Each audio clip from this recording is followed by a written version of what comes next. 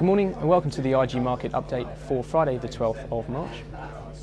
As the one-year anniversary of the bottom of the equity market passes this week, the FTSE is again pushing on its post-recession highs. We're up around 20 points, 56.40 in early trading. Now, this is off the back of a 17-month high close on the S&P last night and reasonable gains on Wall Street as banks were up, and our banks are now up this morning on the back of news that US Congress may have to pass slightly less strict rules than first thought on banking sector reforms.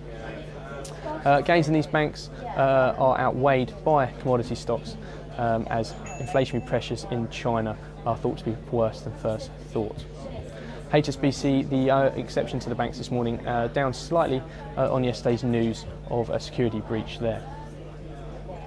Not much out in terms of stock reports this morning, but BSkyB are making the news. They've already traded 15 million shares at around 11 AM, and that's 4 times their daily average volume.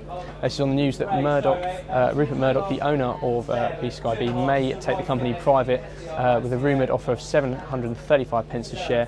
It's currently trading up around 2%, around 580 pence per share.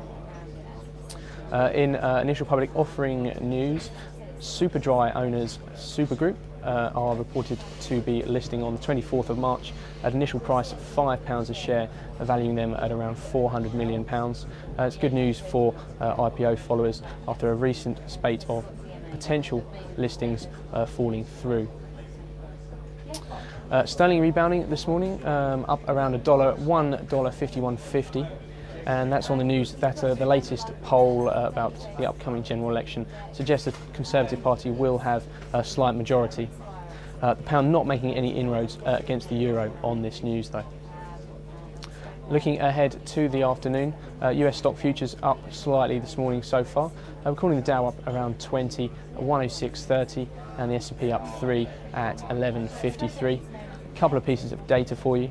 1:30 we have US February retail sales. These are expected to be slightly down on January's figures.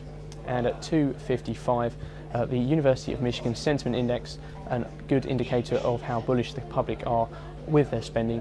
It's likely to come in around 74 is what the analysts are saying, and that's slightly up on last month's figure of 73.6.